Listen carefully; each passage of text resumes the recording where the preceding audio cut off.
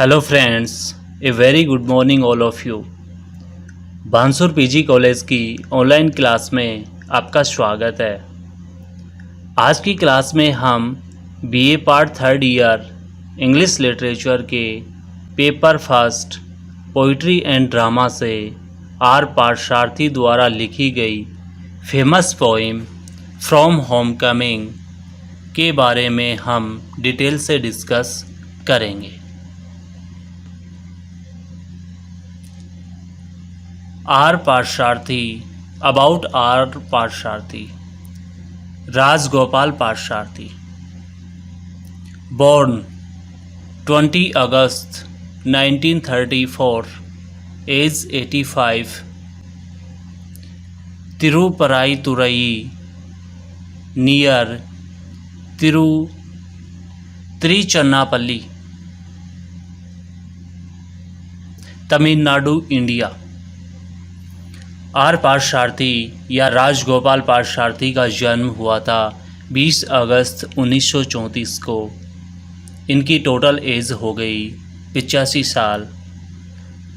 इनका जन्म हुआ था तिरुपराईतुरई नियर तिरुचन्नापल्ली, तमिलनाडु, इंडिया। तमिलनाडु में इनका जन्म हुआ था। ऑक्यूपेशन, अब हम बात करते हैं इनके ऑक्यूपेशन की, इनके व्यवसाय की। तो इनका ऑक्यूपेशन था पोइट, ट्रांसलेटर, एजुकेटर। ये पोइट थे, ट्रांसलेटर थे और एजुकेटर थे। नेशनलिटी, आर पार्थसारथी की नेशनलिटी की हम बात करते हैं तो ये है एक इंडियन। नोटेबल वर्क, इनके द्वारा लिखे गए प्रसिद्ध इनके कार्य नोटेबल वर्क। रफ पेसेज, सबसे फेमस जो वर्क है उसका नाम है rough passage. Notable awards, notable awards में इनका फेमस अवार्ड्स है उल्का पोइट्री प्राइज़, उल्का पोइट्री प्राइज़। और ये प्राइज़ इनको प्राप्त हुआ था 1966 में। 1966 में इनको उल्का पोइट्री प्राइज़ मिला था। अब हम बात करते हैं introduction and summary of the poem. Introduction and summary of the poem, कविता का परिचय तथा सारांश। पोइम का इंट्रोडक्शन और पोइम की समरी की अब हम बात करते हैं। This poem has been taken from the 12th section of From Homecoming, which is a part of R. Paर्थsarathy's long poem Rough Passages, published in 1977. This poem has been taken from the 12th section of From Homecoming, which is a part of R. Paर्थsarathy's long poem rough passage, published in 1977।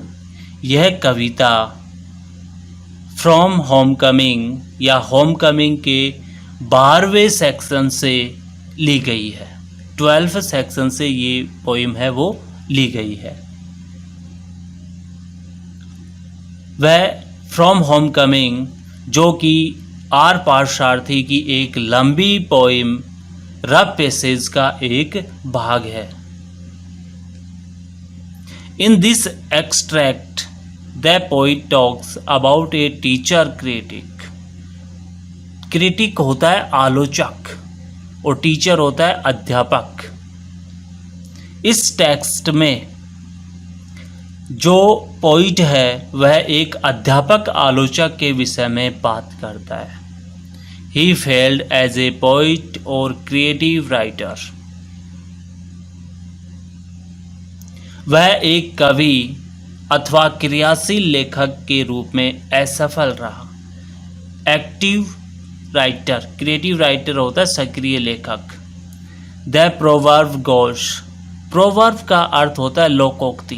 Proverb का क्या अर्थ होता है? लोकोक्ति। A bad poet becomes a good critic, but this fellow was a failure both as a poet and a critic. The proverb goes, एक लोकोक्ति है, a bad poet becomes a good critic. Good critic कि एक बुरा कवि अच्छा आलोचक बन जाता है। But this fellow was a failure both as a poet and a critic. परंतु एक सज्जन कवि और आलोचक दोनों ही रूप में असफल रहे।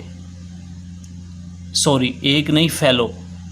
बट दिस फेलो, किंतु यह व्यक्ति यहाँ दिस फेलो किसके लिए आया है? आर पार्थसारथी के लिए दिस फेलो वर्ड का यूज किया गया कि दिस फेलो, कि यह व्यक्ति, यह सज्जन यहाँ पे कौन है? आर पार्थसारथी। इस पोइम के पोइट आर पार्थसारथी एक पोइट के रूप में और एक क्रिटिक के रूप में, दोनों ही रूप में ये क्या हुए? एक असफल रहे, फेलियर हुए। Parthasarathi gives an abrupt beginning to the poem।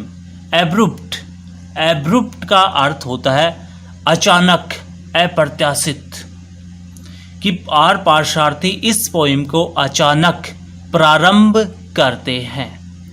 He seems this teacher critic sitting at his work।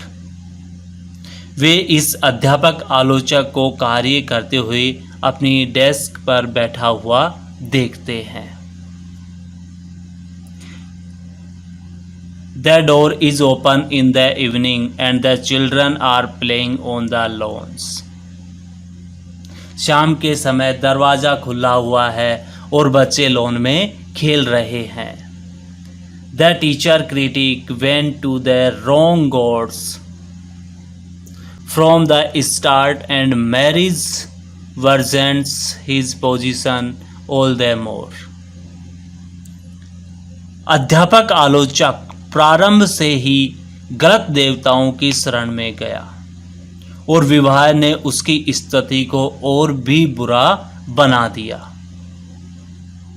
It has not read the Greek poets who would have elevated his thoughts and would have taught।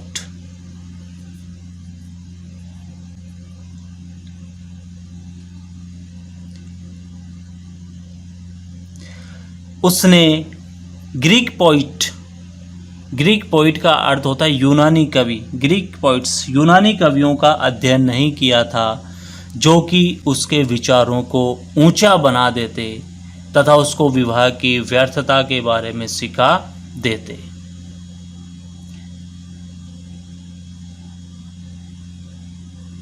Now he has become a teacher. अब वह एक अध्यापक बन गया है। George Bernard Shaw rightly said, he who can does, he who cannot teaches। जॉर्ज Bernard शॉ ने ठीक ही कहा है, जो व्यक्ति कार्य कर सकता है वह कार्य करता है और जो व्यक्ति कार्य नहीं कर सकता वह अध्यापन करता है। This aptly applies to this teacher critic। aptly जो वर्ड आया इसका अर्थ होता है उचित। यह उक्ति या यह कथन इस अध्यापक आलोचक पर उपयुक्त बैठती है। He writes reviews of the poems written by other poets। वह अन्य कवियों द्वारा लिखित कविताओं की समीक्षा लिखता है। रिव्यूज का अर्थ होता है समीक्षाएं। He gets invitations to attend conferences and he makes it a point to attend them। वह कॉन्फ्रेंसों में भाग लेने के लिए निमंत्रण पाता है और आवश्यक रूप से उसमें भाग लेता है। It was long after that he learned that he had no talent, but words came to him easily and effortlessly. Easily का अर्थ होता है आसानी से, और effortlessly का अर्थ होता है बिना प्रयास किए हुए। परंतु वह अपने शब्द आसानी से तथा बिना प्रयास किए ही लिख लेते हैं या लिख लेता है। The teacher critic lined his pockets, that is earned a lot of money with the blood of other poets. अध्यापक आलोचक ने अपनी जेबों में अस्तर लगा लिए, अर्थात उसने अन्य कवियों के रक्त से ढेर सारा धन कमाया। He wrote profusely on the second-rate and obscure literature to mint money. obscure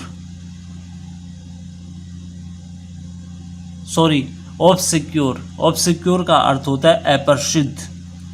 माइंट money का अर्थ होता है धन कमाना। माइंट मनी का अर्थ क्या होता है? धन कमाना। कि वह व्यक्ति द्वितीय श्रेणी की तथा अप्रसिद्ध साहित्य के विषय में अधिकता से लिखता है ताकि धन कमा सके। पार्शार्थी abuses him by calling him to son of a bitch and sarcastically addresses him as his eminence. abuse का अर्थ होता है गाली देना। sarcastically का अर्थ होता है व्यंग्यपूर्वक तरीके से। पार्शार्थी उसको सन ऑफ ए बिच, एक कुतिया का बच्चा कहकर गाली देते हैं और व्यंग्यपूर्ण तरीके से उसको हिज एमिनेंस का अर्थ होता है उच्च पदवी प्राप्त करने वाला व्यक्ति। कि पार्शार्थी उसको सन ऑफ बिच, कुतिया का बच्चा या कुतिया का पिल्ला कहकर गाली देते हैं और व्यंग्यपूर्ण तरीके से उसको हिज एमिनेंस कहकर संबोधित करते हैं। Parthasarathy wonders where he would have been without the poets of the classical and modern world. Modern world का अर्थ होता है आधुनिक संसार। पार्शार्थी आश्चर्य करते हैं कि प्राचीन तथा आधुनिक संसार के कवियों के बिना ये सज्जन कहाँ से रहे होते। अब हम बात करते हैं from home coming by R Parthasarathy. इस पोइम की बात करते हैं जिस पोइम का नाम है फ्रॉम होम कमिंग, और ये पोइम लिखी गई है आर पार्शार्थी, राजगोपाल पार्शार्थी के द्वारा लिखी गई। यह एक फेमस पोइम है फ्रॉम होम कमिंग। अब हम इस पोइम को लाइन टू लाइन इसकी हिंदी देखते हुए चलते हैं। I see him now sitting at this desk. The door is open. It is evening. On the lawns the children play. I see him now sitting at this desk. The door is open. It is evening. On the lawns the children play. R Parthasarathy इस poem में are Parthasarathy इस poem from home coming को अचानक या अप्रत्याशित तरीके से प्रारंभ करते हैं। जैसे I see him now sitting at this desk, कि अब मैं उसको अपनी डेस्क से ही बैठे हुए देख सकता हूँ। The door is open, it is evening, the door is open, कि दरवाज़ा खुला हुआ है, इट इज़ इवनिंग, यह शाम का समय है, on the lawns the children play, और उस समय बच्चे लॉन में खेल रहे हैं। उस समय बच्चे क्या कर रहे हैं कि शाम के समय बच्चे हैं वो लॉन में खेल रहे हैं। He went for the wrong gods from the starts. Goods नहीं आएगा, यहाँ पे आएगा God's, GODS, wrong gods from the start, and marriage made it worse. He hadn't read his Greek poets well. He went for the wrong gods from the start, and marriage made it worse. वर्ष का मतलब होता है, वर्ष भी गलत है, WORSE। वर्ष का अर्थ होता है अपनी जो कंडीशन है उसको और बुरा बना देना। He went for the wrong gods from the start, कि उसने स्टार्ट से ही गलत देवताओं की पूजा की। रॉन्ग गॉड्स का अर्थ क्या होता है? गलत देवता, कि उन्होंने स्टार्ट से ही गलत देवताओं की पूजा की। और and marriage made it worse, और शादी ने उनकी जो कंडीशन है, उनकी जो स्थिति है उसको और भी बदतर बना दिया, और भी बुरा बना दिया। He hadn't read his Greek poets well. Greek poets का अर्थ होता है यूनानी कवि, यूनानी कवि, कि उसने यूनानी कवियों का अध्ययन अच्छी प्रकार से नहीं किया था। वेल का मतलब होता है ठीक प्रकार से या अच्छी प्रकार से। ग्रीक पोइट्स का अर्थ होता है यूनानी कवि, कि उसने यूनानी कवियों का अध्ययन अच्छी प्रकार से नहीं किया था। Better to bury a woman than marry her, BURY, bury का अर्थ होता है दफनाना,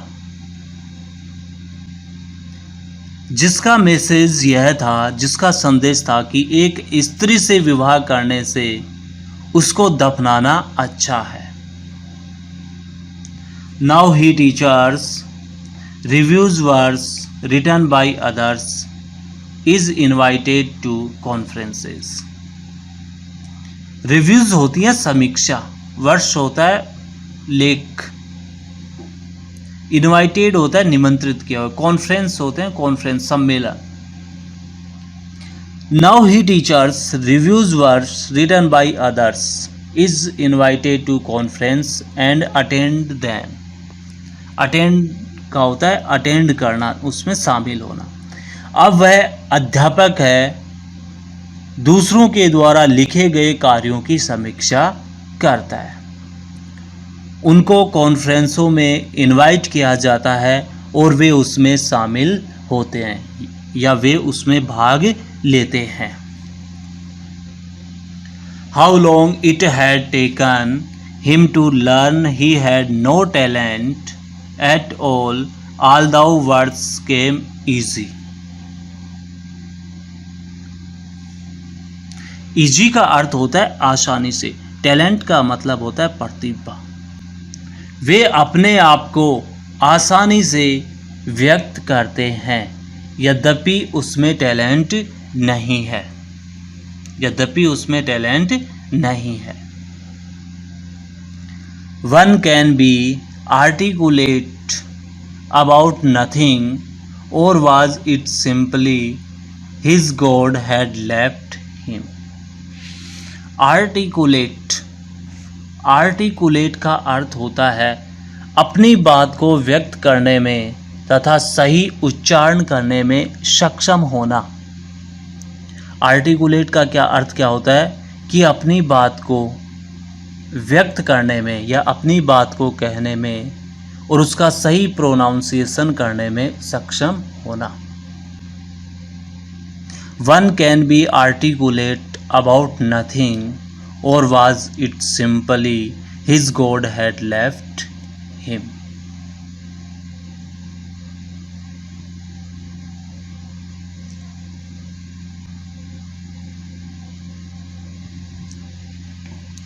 लेफ्ट हिम का मतलब होता है उसको छोड़ देना, उसको परित्याग कर देना। वे अपने विचार सुनने पर भी व्यक्त कर सकते थे, अन्यथा उनके देवताओं ने उनका परित्याग कर दिया था, उनको छोड़ दिया था।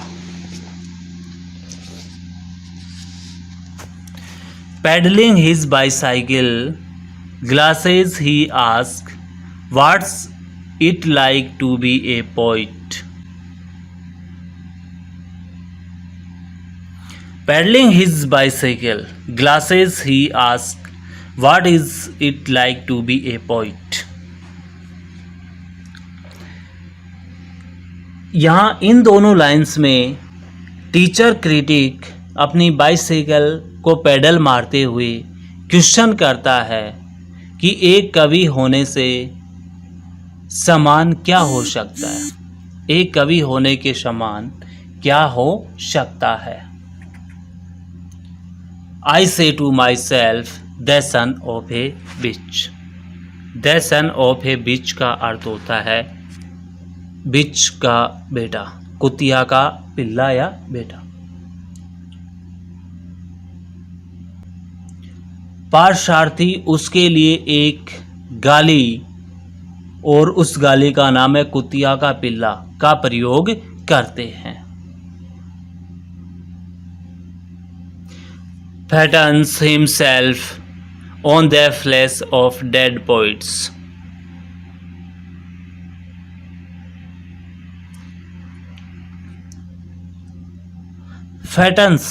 फैटन्स का अर्थ होता है रुपए कमाना। फैटन्स का अर्थ क्या होता है? रुपए कमाना। Fattens himself on the flesh of dead poets, क्योंकि वह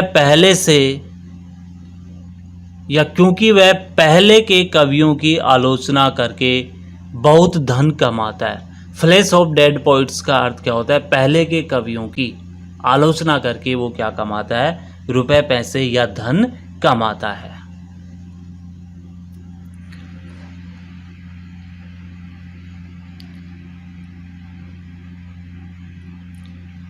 fattens himself on the flesh of dead poets, lines his pockets with their blood।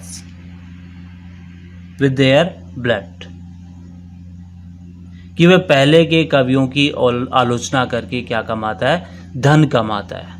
From his fingertips oozes ink and paper।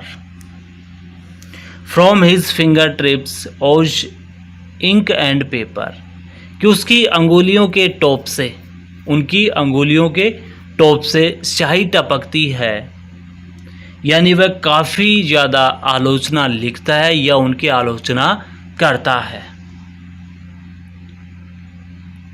As he scores on the thumb heap of all text and obscure commentaries, his eyes peel off। dung heap of all text का अर्थ होता है साहित्य में निम्न कोटि का matter, साहित्य में लो कैटेगरी का मैटर। ऑब्सक्योर का अर्थ होता है अप्रसिद्ध। पील ऑफ का अर्थ होता है ध्यानपूर्वक देखना। As he scores on the dung heap of all text and obscure commentaries, his eyes fell off। कि साहित्य में निम्न कोटि की सामग्री और अप्रसिद्ध कमेंट्रीज को अपनी आलोचना का आधार बनाता है और बहुत ही ध्यानपूर्वक हर वस्तु का वो क्या करता है? अवलोकन करता है तथा सदैव क्या रहता है? सतर्क रहता है। पील ऑफ का अर्थ होता है ध्यानपूर्वक देखना।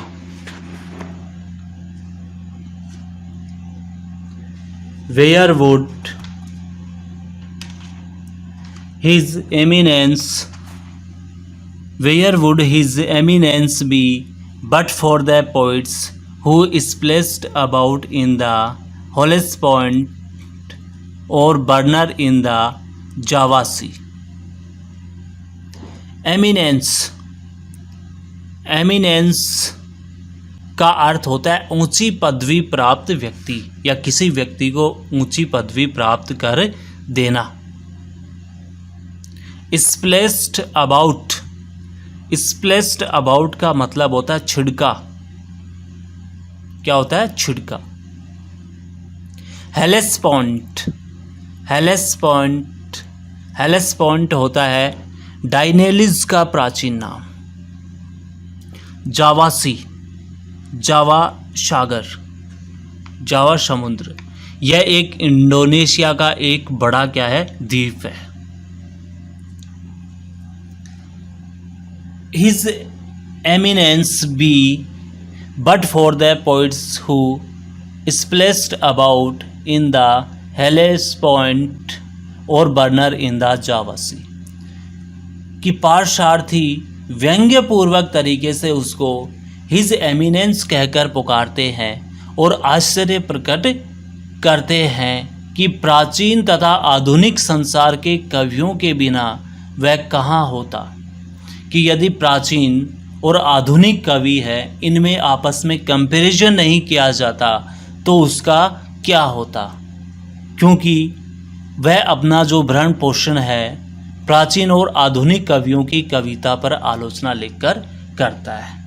कहने का मतलब क्या है कि प्राचीन और आधुनिक जो पोइट्स हैं उनके द्वारा लिखी गई उनके जो कार्य हैं उन कार्यों की वो आलोचना करता है, उनका कंपैरिजन करता है और उनका कंपैरिजन करने से उनको जो रुपए पैसे मिलते हैं, उनको जो धन मिलता है, उनसे उनका क्या होता है? उनका भरण पोषण होता है, उनसे वह अपनी आजीविका चलाते हैं। ये थी आर पार्शार्थी के द्वारा लिखी गई उनकी फेमस पोइम जिसका नाम था फ्रॉम होम कमिंग।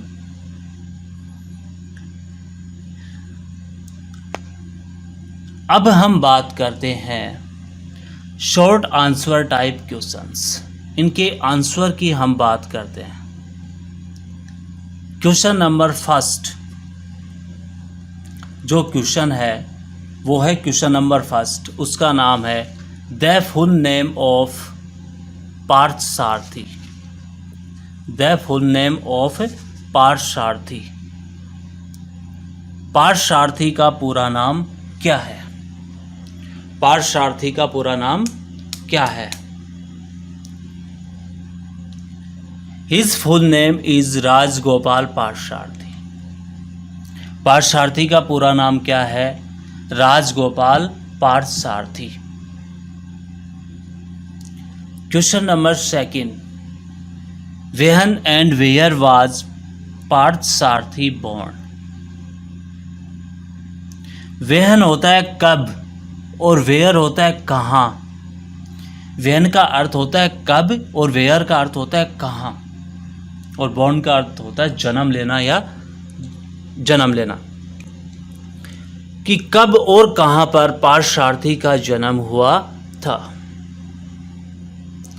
इसका answer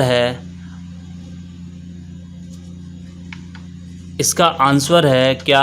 are Parthasarathy was born at Tirupparaithurai near Tiruchirappalli in the year 1934। R Parthasarathy का जन्म तिरुपराईतुरई जो कि तिरुचन्नापल्ली के निकट है, और ये तिरुचन्नापल्ली तमिलनाडु में है। किस में है? तमिलनाडु में। और कौन सी ईयर में इनका जन्म हुआ था? 1934, 1934 में इनका जन्म हुआ था। अब हम बात करते हैं question number third, where was Parthasarathy educated. R Parthasarathy की शिक्षा कहाँ हुई थी? Parthasarathy was educated at Don Bosco high school and Siddharth college Bombay now Mumbai and Leeds university. R Parthasarathy की एजुकेशन कहाँ हुई थी? Don Bosco high school and Siddharth college Bombay. R Parthasarathy की शिक्षा डॉन बॉस्को हाई स्कूल में और उनकी कॉलेज हुई थी, उसका नाम है सिद्धार्थ कॉलेज, वहाँ इनकी एजुकेशन हुई थी। और ये सब हैं बॉम्बे में। और नाउ मुंबई, और अब बॉम्बे का नाम क्या है? मुंबई। एंड लीड्स यूनिवर्सिटी, और लीड्स यूनिवर्सिटी में इनकी एजुकेशन हुई थी। अब हम बात करते हैं next important question number 4। What do you know about Parthasarathy's early life and education? आप पार्थसारथी के प्रारंभिक जीवन तथा शिक्षा के विषय में क्या जानते हैं? क्वेश्चन नंबर क्या है कि what do you know about Parthasarathy's early life and education, कि आप आर पार्थसारथी के प्रारंभिक जीवन तथा शिक्षा के विषय में क्या जानते हैं? ये क्वेश्चन नंबर है 4th। इसका आंसर है Rajagopal Parthasarathy was born at Tirupparaithurai near Trichy, Tiruchirappalli. Tirupparaithurai near Trichy, Tiruchirappalli in 1934। Rajagopal Parthasarathy Tiruchirappalli Trichy के निकट तिरुपराईतुरई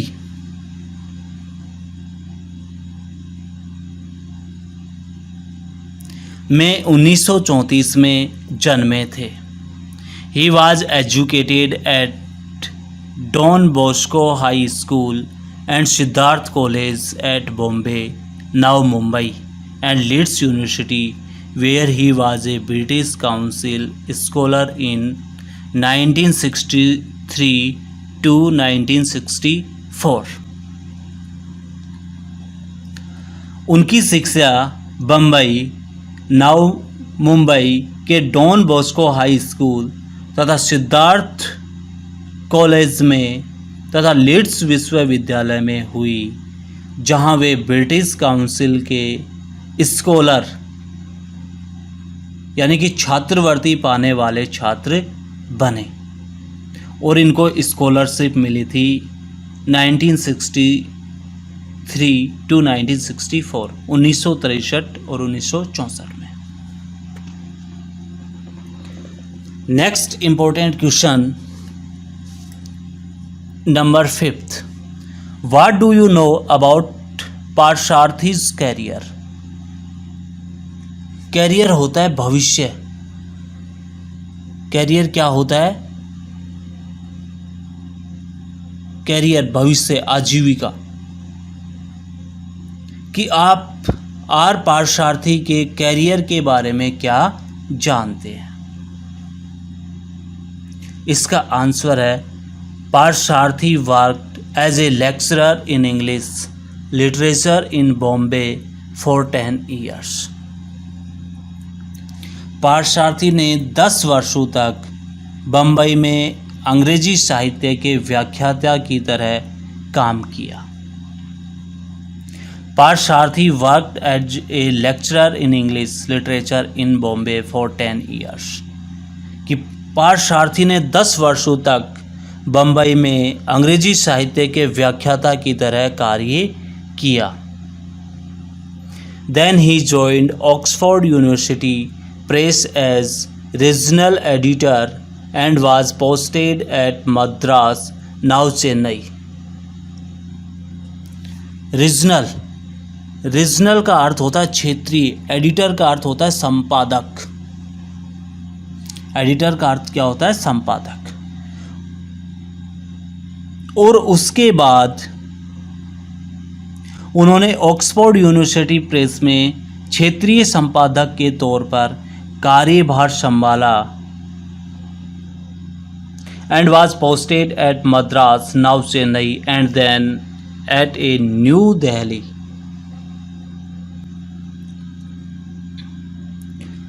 और पहले मद्रास और अब चेन्नई तथा बाद में नई दिल्ली में कार्यरत रहे। मद्रास जिसका वर्तमान में नाम है Chennai. He edited Poetry from Leeds in 1968 in collaboration with J.P. Halley. Collaboration का अर्थ होता है सह संपादक। कोलेब्रेशन का अर्थ क्या होता है? सह संपादक। उन्होंने J.P. Halley के साथ सह संपादक के रूप में पोइट्री फ्रॉम लीड्स का संपादन किया। Then in 1976 he edited 10 20th century Indian poets, which was published by Oxford University Press. इसके बाद सन 1976 में इन्होंने 10-20th सेंचुरी इंडियन पोइट्री का संपादन किया, जो पुस्तक ऑक्सफोर्ड यूनिवर्सिटी प्रेस द्वारा प्रकाशित की गई। जिसका प्रकाशन किसके द्वारा किया गया? ऑक्सफोर्ड यूनिवर्सिटी प्रेस के द्वारा संपादन किया गया। किसका? इनके द्वारा लिखित बुक है जो उन्होंने लिखी थी 1976 में, जिसका नाम है 10-20th सेंचुरी इंडियन पोइट्स।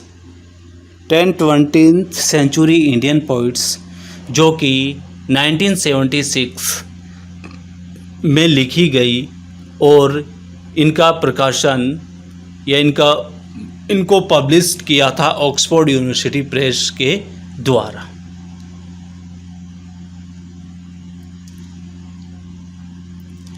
अब important question number 6, name some of the famous journals and literary magazines in which Parsharthi's poems were published. Name some of the famous journals and literary magazines in which Parsharthi's poems were published. Famous journals का अर्थ क्या होता है? प्रसिद्ध पत्रिकाएं। And literary magazines और साहित्यिक पत्रिकाओं इन विच पार्शार्थीज poems were published, कि उन प्रसिद्ध पत्रिकाओं तथा साहित्यिक पत्रिकाओं का नाम बताइए जिनसे पार्शार्थी की कविताएं प्रकाशित हुई थी। इस क्वेश्चन का आंसर है Parthasarathy's poems were published in prestigious journals like Encounter, London Magazine, Poetry India, Quest, The Times Literary Supplement, Many People, Many Voices, and The Cell and The Rain. He was awarded the Ulka Poetry Prize of Poetry India in 1966. Parsharthi's poems were published in prestigious journals like Encounter, London Magazine, Poetry India, Quest, The Times Literary Supplement. Prestigious, ये जो word है prestigious, इसका अर्थ होता है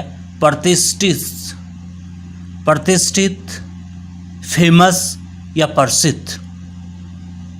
कि पार्शार्थी की कविताएं जो प्रसिद्ध पत्रिकाओं में प्रकाशित हुई, जैसे Encounter, London Magazine, Poetry India Quest, the Times Literary Supplement, many people, many voices तथा sail and the rain. He was awarded the Ulka Poetry Prize of Poetry India in 1966। इनको उल्का पोइट्री प्राइज से 1966 में सम्मानित किया गया। Are Parthasarathi जो कि फ्रॉम होमकमिंग नामक पोइम के पोइट है, इनको उल्का पोइट्री प्राइज से 1966 में नवाजा गया। अब हम बात करते हैं question number 7। Question number 7, name the long poem published by Parthasarathy, what are its parts called. Name the long poem published by Parsharthi. What are its parts called? Parthasarathy द्वारा प्रकाशित की गई कविता का नाम बताइए। इसके कितने भागों के क्या नाम है? What are its parts? इसके पार्ट्स कितने हैं called, और इनको किस नाम से पुकारा जाता है? इसका आंसर है in 1977 Parthasarathy published a long poem rough passage which was a runner up for the Commonwealth poetry prize. In 1977 वर्ष 1977 में पार्थसारथी ने एक लॉन्ग पोइम प्रकाशित की जिसका नाम था रफ पैसेज। रफ पैसेज ये जो लॉन्ग पोइम है, इसको कॉमनवेल्थ पोइट्री प्राइज में उप विजेता रही। आर पार्थसारथी की पोइम की लॉन्ग पोइम रफ पैसेज जो 1977 में लिखी गई, जो कि कॉमनवेल्थ पोइट्री प्राइज में सेकंड रनर अप पर रही, यानी कि सेकंड पोजीशन पर रही। He wrote it over a period of 15 years between 1961 and 1975। इन्होंने इस पोइम की 15 वर्षों में 1961 से 1975 तक में रचना की ये जो पोइम है, इन्होंने इस पोइम को कंटिन्यू 15 वर्ष तक लिखते रहे। इनके बाद में ये पोइम कंप्लीट हो पाई, यानी कि इस पोइम को इनकी जो पोइम है जिसका नाम है long poem rough passage, rough passage को इन्होंने लिखना स्टार्ट किया था 1961 को, और इनको इस पोइम को ये लिखते रहे 1975 तक। इट्स 3 पार्ट्स आर, इसके 3 भाग हैं जो है जिनका नाम है एक्साइल, ट्रायल एंड होमकमिंग। इनकी ये जो लॉन्ग पोइम है रफ पैसेज, इनको इन्होंने 3 भागों में डिवाइड कर दिया। इसके कितने पार्ट कर दिए इन्होंने? 3 पार्ट कर दिए, 3 पार्ट्स कर दिए, जिसका पहले का नाम है एक्साइल, सेकंड का नाम है ट्रायल और थर्ड का नाम है होमकमिंग।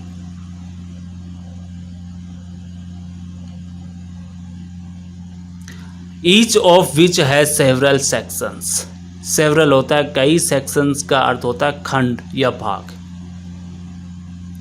इसके 3 भाग है एक्साइल, ट्रायल एंड होमकमिंग, जिनमें प्रत्येक के कई खंड हैं, प्रत्येक के कई खंड है या कई भाग हैं।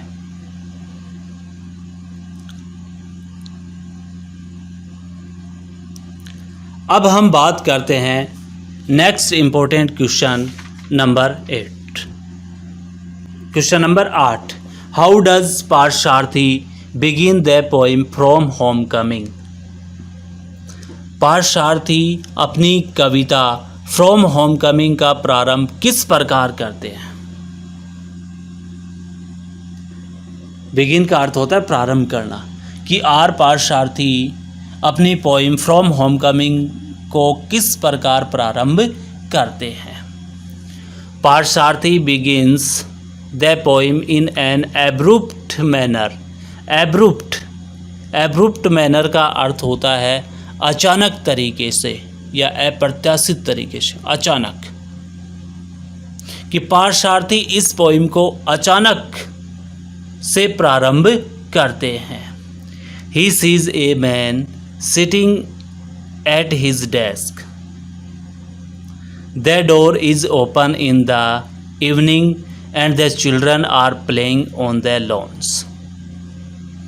कि वे व्यक्ति जो अपनी डेस्क पर बैठा हुआ देखता है, कि वह एक व्यक्ति को अपनी डेस्क पर बैठा हुआ देखते हैं, शाम के समय दरवाज़ा खुला हुआ है और बच्चे हैं वो लॉन में खेल रहे हैं। Later on the poet says that man is a teacher critic, अध्यापक आलोचक। बाद में कवि बताते हैं कि वह व्यक्ति एक अध्यापक आलोचक है।